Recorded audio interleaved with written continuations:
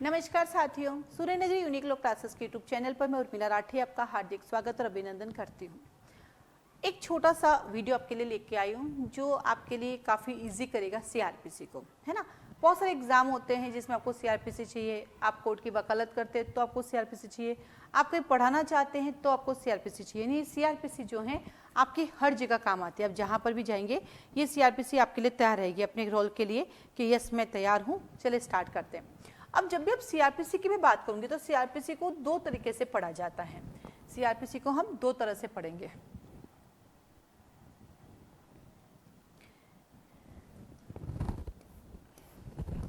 एक हमारी सीआरपीसी होती है एग्जाम पॉइंट ऑफ व्यू से और एक हमारी सीआरपीसी होती है कोर्ट में प्रैक्टिस करने पॉइंट ऑफ व्यू से।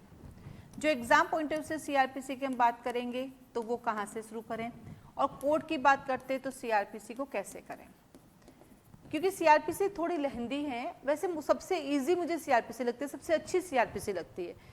टू द पॉइंट दी हुई है, सीधी सीधी दी हुई है, बड़े अच्छे से सबसेक्शन, सेक्शंस, क्लोज, सब क्लोज, सब कुछ बहुत अच्छे से डिफाइन कर रखा है। जब आप पढ़ने बैठेंगे तो आप देखेंगे पहले सेक्शन से दूसरा, दूसरे से तीसरा, तीसरे से चौथा निकल रहा है। हर चैप्टर की क्वालिटी, पहले चैप्टर से दूसरा चैप्टर बनता है, दूसरे से तीसरा बनता है, एक सेक्शन से दूसरा, दूसरे से तीसरा निकलता है। ठीक है। जब मैं कोर्ट की बात करती हूँ तो सीआरपीसी स्टार्ट होती है सेक्शन 190 से, जब मजिस्ट्रेट कॉग्निजेंस लेते हैं, जब मजिस्ट्रेट कॉग्निजेंस लेते हैं, संज्ञान लेते हैं। और ये कॉग्निजेंस कैसे लिया जाता है? तीन तरीके से लिया जाता है। फर्स्ट होता है आपके पास पुलिस रिपोर्ट, दूसरा होता है आपके पास कंप्लेंट और तीसरा होता है स्व मोटो। ठीक है। तो जब भी आप एग्जाम में इंटरव्यू देने जाते हैं, जैसे भी हाल ही में जब गुजरात के इंटरव्यू हुए तो वहाँ एक ही चीज़ आ रही थी बार बार, प्रैक्टिस किए क्या, कोर्ट गए क्या, बताइए केस कहाँ से शुरू होता है, बताइए कोर्ट की पैरवी की प्रोसीडिंग बताइए कैसे चलती हैं, कैसे मजिस्ट्रेट के सामने फाइल आती है, कहाँ से शुरुआत करता है, मजिस्ट्रेट कैसे करता है। क्योंकि आने वाले दिनों में आप मजिस्ट्रेट बनने जा रहे हो तो आपको तो ये सब पता होना चाहिए, है ना। लेकिन इंटरव्यू में जाने से पहले आपको प्री भी तो निकालना है, आपको मेन भी तो निकालना है। तो फिर प्री और मेन के लिए आपको सीआरपीसी कैसे पढ़नी है? वैसे जैसे तो सूर्य नगरी यूनिक लॉ क्लासेस जो पढ़ाती है वो 0 से पढ़ाती है, 0 से जेड तक पढ़ाती है। तो हम लोग तो जब सेक्शंस पढ़ाते हैं तो उसी समय हम आपको प्री के लिए, मेन के लिए, इंटरव्यू के लिए साथ साथ ही बताते हैं। हम बताते रहते हैं कि देखो बेटा प्री में ऐसे आएगा, मेन में ये क्वेश्चन ऐसे पूछेंगे और इंटरव्यू में कैसे। तो हम तो पूरा 0 से जेड तक साथ साथ ही चलाते हैं। ठीक है।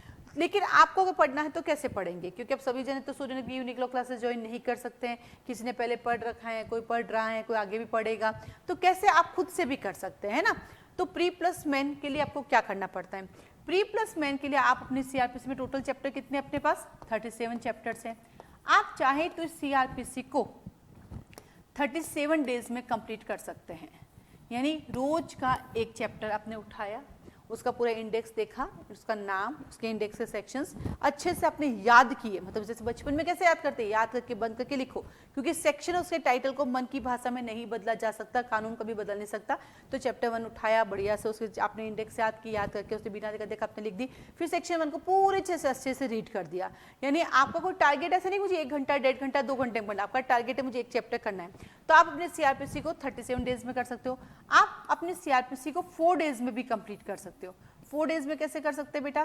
पहला चैप्टर 1 से 10, फिर 11 से लेके दूसरे दिन 20, फिर 21 से लेके 30 और फिर 31 से लेके 37। यानी आप 4 रोज का 10 चैप्टर, 10 और 7 चैप्टर को कर सकते हैं रिवीजन। जैसा भी 4 दिन में किया, फिर 1 दिन का ब्रेक दिया, फिर वापस 1 से लेके चैप्टर 1 से 10 ऐसे करें। मतलब हर 4 डेज में कंप्लीट करना है। ऐसे करते करते आप अपने 1 महीने में कम से कम 5 to 6 टाइम आप अपना सीआरपीसी कर लेंगे। क्योंकि जितना ज़्यादा रिवीजन करेंगे चीज़ें उतनी याद होगी। आपने किसी मंत्र को याद किया, जैसे गायत्री मंत्र आपने याद किया, या हनुमान चालीसा आपने याद किया, ओम जय जगदीश्वर किए, या आपने जो भी आपने मंत्र याद किए, क्या रटे आपने? नहीं, आपने उसको रूटीन में पढ़ा और पढ़ते पढ़ते आपको पता ही नहीं चला वो कब याद हो गया। आप चाहे तो अपने सीआरपीसी को 3 डेज में भी खत्म कर सकते हैं। 3 डेज में कैसे कर सकते हैं?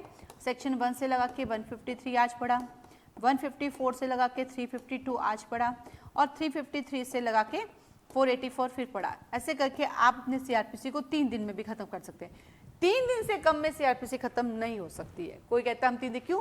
क्योंकि पूरे दिन तो आप पढ़ भी नहीं सकते। आप किसी समय बैठते हो तो 1 घंटा, 1.5 घंटा, 2 घंटा मैक्सिमम पढ़ सकते हो। यदि आपका ये टारगेट है 1 to 1 से 53 तक का है तो 3 घंटे मैक्सिमम आप एक जगह से बैठ सकते हो, उससे ज़्यादा आप नहीं बैठ सकते।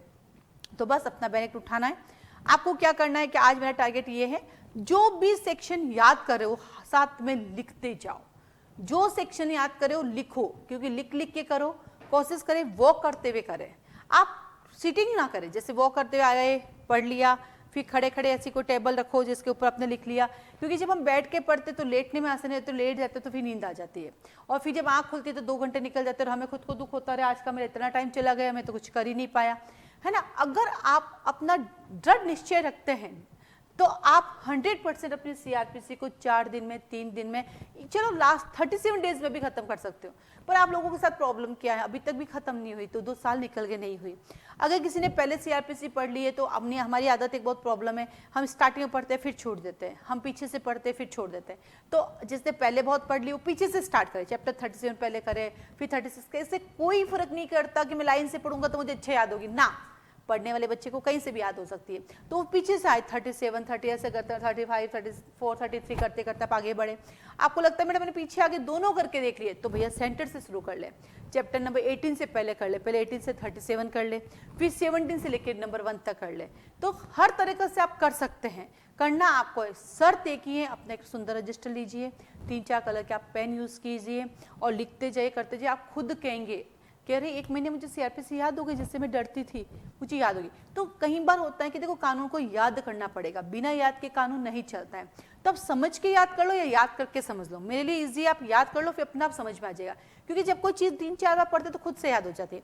अब आई बात अगली कि सीआरपीसी क्या केवल बैरिक सफिशिएंट है? नहीं बेटा, क्योंकि अगर आपके पास आता है एटीआर, मान लीजिए सीआरपीसी में एक टर्म है एटीआर, एक टर्म है सीआरपीसी में एफआर, है ना, एक टर्म है ट्रांजिट रिमांड, है ना, एक टर्म है पीसी जेसी, है ना, एक आता है प्रोटेक्टिव कस्टडी, फिर से पीसी प्रोटेक्टिव कस्टडी भी होता है। तो ये तो सब सीआरपीसी के बैरिक्ट में तो नहीं होगा, इसका मतलब आपको सीआरपीसी की एक बुक भी लेनी पड़ेगी। तो सीआरपीसी के अंदर केलकर आती है, टकवानी और केलकर में मैं बड़ी कंफ्यूज होती हूँ। टकवानी और केलकर एक सीपीसी की एक सीआरपीसी की है, तो इंग्लिश मीडियम वाले ये दोनों बुक ले ले, केलकर भी ले ले और टकवानी भी ले ले, ताकि सीपीसी और सीआरपीसी का थोड़ा सा एक्स्ट्रा नॉलेज आपको मिल सकता है।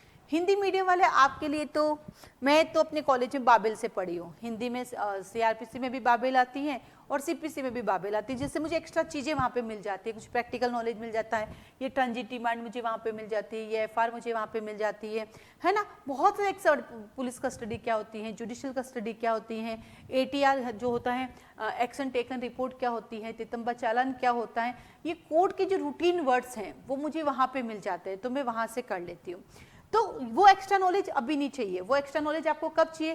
पहले अपना बैरेक्ट अच्छे से कर लो, जब आप बैरेक्ट अच्छे से कर लोगे देन मार्केट में आप बुक्स उठाइए और जॉब कर सकते हैं। तो पहला बैरेक्ट उठाइए, बैरेक्ट कंप्लीट हो गए, एक बार हो गया बैरेक्ट का राउंड, फिर अब टकवानी या केलकर जो आती है सीआरपीसी के लिए वो देख लें आप, और हिंदी वाले बाबेल आती है वो आप ले लीजिए।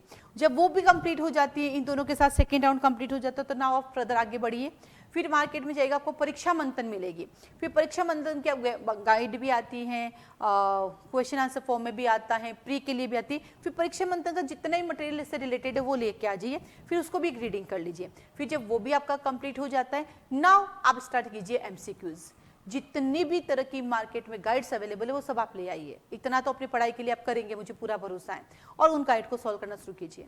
आप खुद कहेंगे सीआरपीसी इतनी इजी है, मुझे तो पता ही नहीं था, पता नहीं मैं इतना डरती थी, इतना भागती थी। लेकिन ये सब तभी होगा बेटा जब आप कंटिन्यूटी में करेंगे, आप कंटिन्यूटी को ब्रीच नहीं करेंगे तभी होगा, अन्यथा नहीं। और सीआरपीसी को गहन अध्ययन करना है, अच्छे से समझना, सरलता से याद करना है, तो सूर्यनगरी यूनिक लॉ क्लासेस जो है सीआरपीसी की इंडिविजुअल क्लास भी लेती है। आप पूरा कोर्स भी ज्वाइन कर सकते हैं या पर्टिकुलर सब्जेक्ट भी कर सकते हैं, क्योंकि आपने कई मेरी वीडियोस में देखा होगा, जब मैं सीआरपीसी पढ़ाती हूँ तो एविडेंस के सेक्शंस भी उसमें ऐड करवाती हूँ, आईपीसी भी उसमें ऐड कराती हूँ, सिमिलर प्रोविजन हो तो सीपीसी सीआरपीसी के कुछ प्रोविजन तो साथ साथ करा देती हूँ, देखो सिविल में ऐसा होता है, क्रिमिनल में ऐसा होता है, तो उसके लिए आप क्लासेस ज्वाइन कर सकते हैं। सूर्यनगरी यूनिक लॉ क्लासेस की जो क्लासेस हैं वो ऑनलाइन भी अवेलेबल हैं, ऑफलाइन भी हैं, आप जोधपुर राजस्थान आके भी पढ़ सकते हैं। आप घर बैठ के भी पढ़ सकते हैं। क्लासेस के ज्वाइन करने के लिए आपको 3 डेज का डेमो ले सकते हैं। डेमो के लिए आपको एक रजिस्ट्रेशन फॉर्म भरना पड़ता है और रजिस्ट्रेशन फीस सबमिट करनी पड़ती है। देन आप 3 दिन क्लास लेके देखिए, आपको अच्छी लगते हैं तो आप उसको कंटिन्यू ज्वाइन कर सकते हैं। यहाँ पे हर संडे टेस्ट होता है, जिसमें प्री के क्वेश्चंस भी होते हैं, मेन के होते हैं। तो थ्रू आउट हम पूरी की पूरी प्रिपरेशन कराते हैं, pre plus main plus interview. अगर अकेला CRPC लेते हैं ना, तब भी pre plus main plus interview की प्रिपरेशन कराते हैं। और अगर आप पूरा का पूरा कोर्स लेते हैं तब भी वो पूरा वैसे ही चलता है। तो आप खुद से भी कर सकते हैं। अब ये आपको डिसाइड करना है कि आपको अपनी CRPC इटसेल्फ कितने दिन में कंप्लीट करनी है। बाकी ऐसा जो कहते हैं हम आपको 1 घंटे में CRPC याद करा देंगे, हम 15 घंटे में CRPC करा देंगे, हम 25 घंटे में, भैया ये कहने की बातें हैं। ये CRPC है, ये ऐसे नहीं होती। डेज चाहिए होते हैं इसमें, 3 दिन तो मिनिमम चाहिए होते हैं। वो तो करना ही करना, वो भी इतने सेक्शंस करोगे तब, अन्यथा नहीं होती है। तो वो जो कह रहे हैं वो उनको कहना आपने की क्या 3 दिन में, मैंने भी नहीं की। हाँ, मेरी तो एक आदत है, जैसे मैं तो जब भी पढ़ाई करती थी, मैं अर्ली मॉर्निंग 3 बजे उठती थी और फिर से मैंने शुरू कर दिया है। तो 3 बजे उठती, तो आज के दिन मैंने 3 बजे सेक्शन 1 से 150 थी, मेरे 3 से 9 बज जाती थी, 6 घंटे आराम से लग जाते।